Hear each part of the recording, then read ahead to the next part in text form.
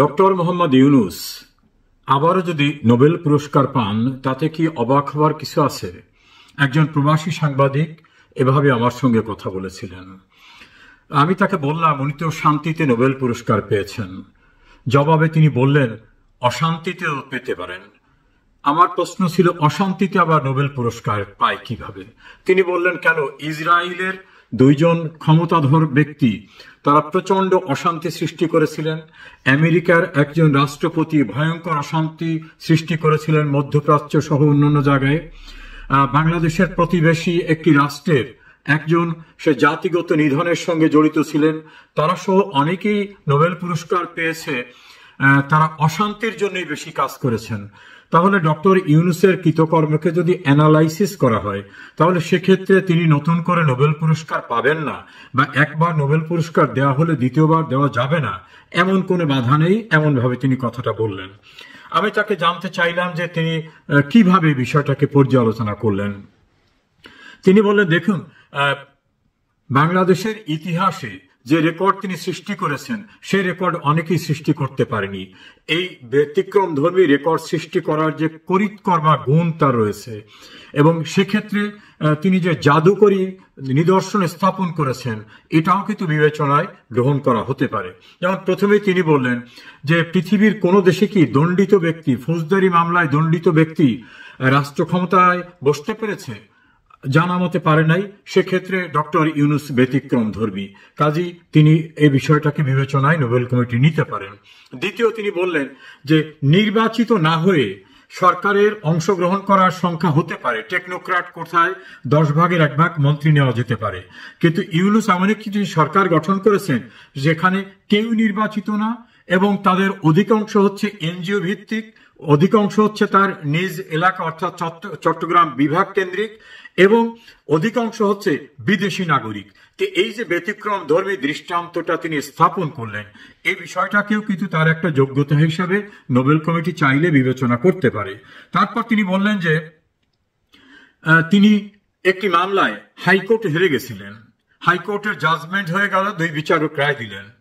তিনি ক্ষমতা আসার সঙ্গে সঙ্গে সেই রায়টাকে তিনি ফু দিয়ে উড়িয়ে দিলেন, অর্থাৎ রায়টাও কার্যকর হয়ে গেল।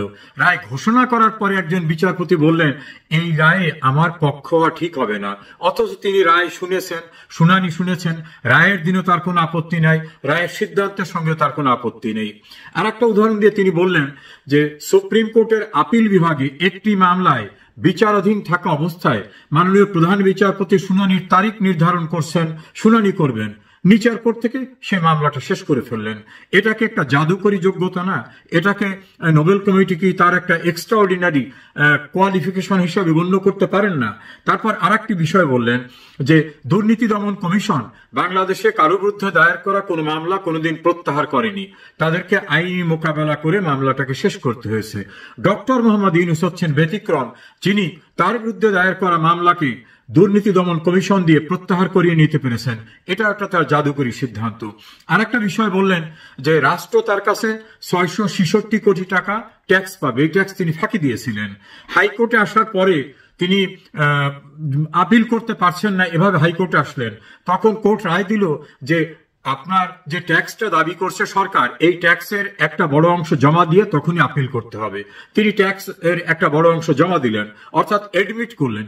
এডমিট করার পর তিনি আপিল করলেন, সেই আপিলে তিনি হেরে গেলেন, হাইকোর্টেও তিনি হেরে গেলেন।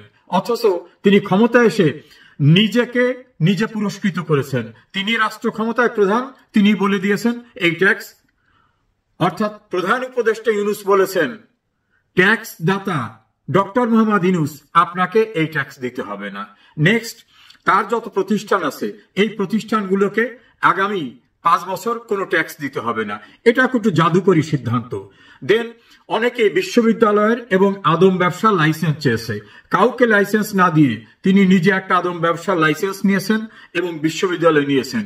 এই যে তার একটা করিতকর্মা যোগ্যতাটা তিনি প্রদর্শন করতে পারছেন, এটা কিন্তু অনেকের পক্ষেই সম্ভব হয় না। দেন আর একটা বিষয় বলছেন যে বাংলাদেশের ইতিহাসে কোনোদিন এত বেশি সাংবাদিকদের নামে কোনো মামলা হওয়ার রেকর্ড নাই, এবং এতদিন কোনো সাংবাদিকরা জেলে রেখেছে কোন সরকার এই রেকর্ড নাই, এই রেকর্ডটা তিনি দেখাতে পেরেছেন। তার তথ্য মতে প্রায় 600 মামলায় বিভিন্ন সাংবাদিক, 200-র উপরে সাংবাদিকদেরকে আসামি করা হয়েছে এবং এত বেশি অ্যাক্রিডিটেশন কার্ড বাতিল করা হয়েছে। একদিনের এক নোটিশে বাংলাদেশের সমস্ত জেলার বাংলাদেশ টেলিভিশনের সকল রিপোর্টারদের চাকরি বাতিল করে দেওয়া হয়েছে। ঢাকার 3টি পত্রিকার সম্পাদক ছাড়া অধিকাংশ পত্রিকা এবং ইলেকট্রনিক মিডিয়ার যারা প্রধান ব্যক্তি তাদেরকে বের করে দিয়ে অন্য লোকদেরকে বসিয়ে দেওয়া হয়েছে। এটা একটা ব্যতিক্রম ধর্মী রেকর্ড তিনি সৃষ্টি করেছেন। আর একটা কথা উদাহরণ হিসেবে ওই সাংবাদিক আমাকে তথ্য দিয়ে বললেন যে আপনারা খোঁজ খবর নিয়ে দেখেন যে বাংলাদেশের ইতিহাসে কোনোদিন এমন কোনো মামলা হয় নাই প্রাইভেট ইন্ডিভিজুয়ালসের যে একজন মানুষকে মারার অভিযোগে 10,500 লোক আসামি। ঢাকার মিরপুর থানায় এমন একটি মামলা হয়েছে, সেই মামলায় প্রধানমন্ত্রী শেখ হাসিনাও আসামি। আর একটা উদাহরণ দিয়ে তিনি বললেন যে বাংলাদেশের প্রধানমন্ত্রী শেখ হাসিনার বিরুদ্ধে 413টি মামলা হয়েছে। বাংলাদেশের তো দূরের কথা, অবিভক্ত পাকিস্তান আমলে বা ব্রিটিশ আমলেও কোন প্রাইম মিনিস্টারের বিরুদ্ধে এত মামলায় তাকে হুকুমের আসামি করার কোনো রেকর্ড নাই, যেটা ডক্টর মোহাম্মদ ইউনূস করতে সক্ষম হয়েছেন। তিনি আরেকটা উদাহরণ দিয়ে বললেন যে এক্সট্রা জুডিশিয়াল কিলিং এ 47 জন লোককে মেরে ফেলা, তখন তিনি দায়িত্ব গ্রহণ করেছেন তারপরের ঘটনা। এছাড়া শুধুমাত্র আওয়ামী লীগের 205 জন মানুষকে মেরে ফেলা, এই জাতীয় ঘটনা রাষ্ট্র ক্ষমতায় বিএনপি, আওয়ামী লীগ, জাতীয় পার্টি কেউ থাকা অবস্থায় এরকম ঘটনা ঘটেনি, যেটা ডক্টর মোহাম্মদ ইউনূস এই দৃষ্টান্ত স্থাপন করতে পেরেছেন। আর একটা উদাহরণ দিয়ে তিনি বললেন যে সেটা খুবই উল্লেখযোগ্য যে দেশের বিপুল সংখ্যক পুলিশ যখন মানুষের জীবন এবং সম্পত্তির নিরাপত্তা রক্ষার দায়িত্বে নিয়োজিত ছিল, সেই সময় যারা দেশের বড় বড় স্থাপনা, পদ্মা সেতু, মেট্রো রেল, বাংলাদেশ টেলিভিশন সবগুলোকে পুড়িয়ে দিচ্ছিল, মানুষদের নির্বিচারে হত্যা করতেছিল, পুলিশদেরকে মেরে ঝুলিয়ে রাখছে এবং নির্মমভাবে হত্যা করছে, সেই সময় মানুষের জীবন ও সম্পত্তির নিরাপত্তা নিশ্চিত করার দায়িত্বে নিয়োজিত পুলিশরা, তাদেরকে নির্মমভাবে যে হত্যা করা হয়েছে সেখানে হাজারের ঊর্ধ্বে পুলিশ এবং যারা রাষ্ট্রীয় দায়িত্বে ছিল, সেই সকল মানুষদের হত্যাকাণ্ডের ঘটনায় কোনো মামলা করাই যাবে না। তারা কোর্টে বা থানায় কোথাও মামলা করতে পারবেন না, তাদের পরিবার কোনো বিচার চাইতে পারবেন না। এটা বলা হচ্ছে কখন? যখন দেশের সংবিধান বহাল আছে, অর্থাৎ যে সংবিধানে বলা হয়েছে কেউই আইনের ঊর্ধ্বে না, যে কোনো অপরাধী আইনের মোকাবেলা হতে বাধ্য, সেই কনস্টিটিউশন বহাল থাকা অবস্থায় তিনি এ সকল ঘটনায় যারা জড়িত তারা কেউই বিচারে মুখোমুখি হবেন না, তাদের মাফ করে দেওয়ার মতো যে রেকর্ড সৃষ্টি করেছেন, এটাও কিন্তু একটা অসাধারণ কি বলা যেতে পারে, একটা অলৌকিক ঘটনা তিনি সৃষ্টি করার চেষ্টা করেছেন, জাদুকরী ব্যবস্থা। এরকম ভাবে অনেকগুলো ঘটনার কথা তিনি বললেন। তারপর বললেন যে বিভিন্ন ডিপার্টমেন্ট থেকে রিটায়ার্ড হয়ে যারা বাড়ি চলে গেছে, যেমন পুলিশের লোকরা 15-20 বছর আগে বাড়ি চলে গেছেন, সচিবরা বাড়ি চলে গেছেন এবং তারা স্বাভাবিক জীবনে অভ্যস্ত হয়ে গেছেন 8-10 বছর রিটায়ার্ড লাইফ, তাদেরকে এনেই চুক্তিভিত্তিক নিয়োগ করে যারা কর্মরত আছে তাদেরকে বাদ দিয়ে চুক্তিভিত্তিক নিয়োগ করে তাদের দিয়ে কার্যক্রম পরিচালনা করা। আবার আরেকটি রেকর্ড তিনি করেছেন, পুলিশের ইন্সপেক্টর জেনারেল পদের একাধিক ব্যক্তি, সেনাবাহিনীর মেজর জেনারেল পদের ব্যক্তি সহ সরকারের গুরুত্বপূর্ণ সচিব সহ অন্যান্যরা একসঙ্গে 200-র অধিক গুরুত্বপূর্ণ ব্যক্তিদের জেলখানায় আটকের ঘটনা, এটাও তিনি একটা ব্যতিক্রম ধর্মী ঘটনা দেখাতে পেরেছেন।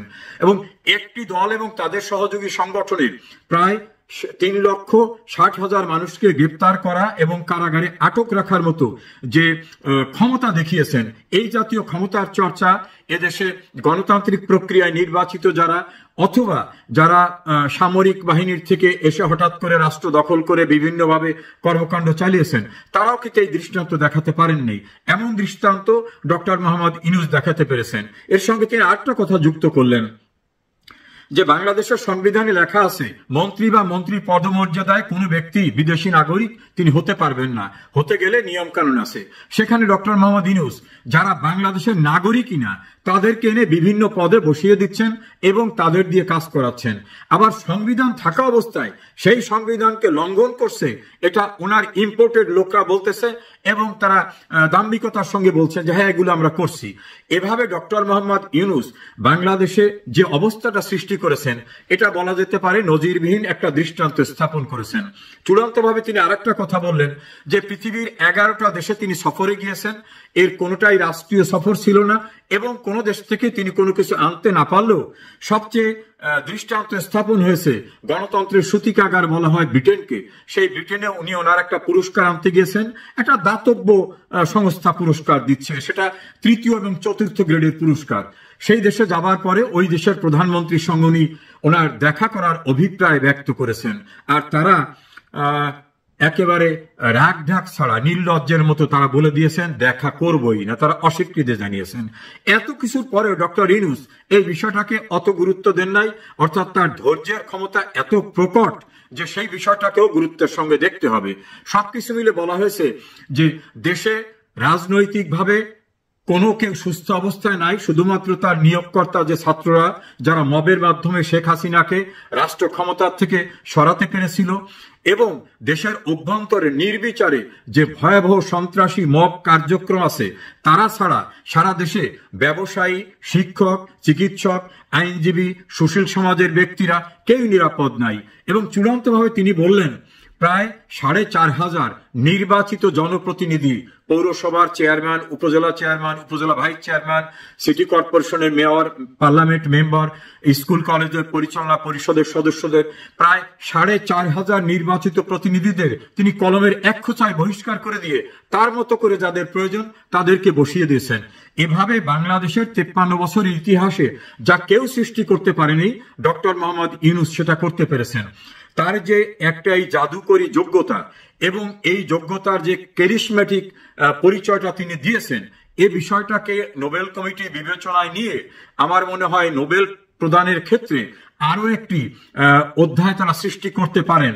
যেমন তিনি শান্তিতে নোবেল পেয়েছেন, অথচ শান্তির জন্য নয়, তিনি যে গ্রামীণ ব্যাংকের লোন, ব্যাংকটা তার নয়, রাষ্ট্রীয় ব্যাংক, কিন্তু সেখানে তিনি যে কর্মকাণ্ড করে গ্রামীণ ব্যাংকের লোন দিয়েছেন, সেই লোন তুলতে গিয়ে অনেকে আত্মহত্যা করেছে, অনেকের বাড়ির থেকে গরু ছাগল টেনে নিয়ে আসা হয়েছে, অনেকের ঘরের টিন খুলে নেওয়া হয়েছে, এমন অভিযোগও দেখা যায়। ফলে অশান্তি সৃষ্টি করার মধ্য থেকে যিনি নোবেল পেয়েছেন, তিনি চূড়ান্তভাবে যে সকল কর্মকাণ্ড করেছেন তাকে বলা যেতে পারে অশান্তি, অস্থিতিশীলতা, গণতন্ত্র ধ্বংস করা, মতকে প্রাধান্য দেওয়া, অনির্বাচিত ব্যক্তিদের দিয়ে রাষ্ট্র পরিচালনা করা, বিদেশ থেকে আনা ব্যক্তিদের দিয়ে সরকারের কর্মকাণ্ড পরিচালনা করা, এভাবে তার জাদুকরী যোগ্যতার যে পরিচয়, এই কোয়ালিটির জন্য মনে হয় নোবেল কমিটি বিশেষভাবে তাকে আবারও কোন নোবেল পুরস্কার দিতে পারেন কিনা এটা বিবেচনা করতে পারেন, এভাবে সাংবাদিক বন্ধু বলল। আমি তাই মতামতগুলিকে নিজের কোনো মতামত হিসাবে গ্রহণ না করলেও খুবই যুক্তিসঙ্গত মনে হয়েছে। কারণ ইসরায়েলের অশান্তি সৃষ্টি করা ব্যক্তিরা যদি নোবেল পেতে পারে, মধ্যপ্রাচ্যে ভয়াবহ নৈরাজ্য সৃষ্টি করা আমেরিকার প্রেসিডেন্ট যদি নোবেল পেতে পারে, জাতি নিধন কর্মকাণ্ডের সঙ্গে জড়িত বার্মার কর্মকর্তারা যদি নোবেল পেতে পারে, তাহলে ডক্টর ইউনূসের যোগ্যতা তো তাদের চেয়ে অনেক বেশি। বিষয়টা বিবেচনার অবকাশ রাখে কিনা দর্শক আপনারাই ভেবে দেখুন।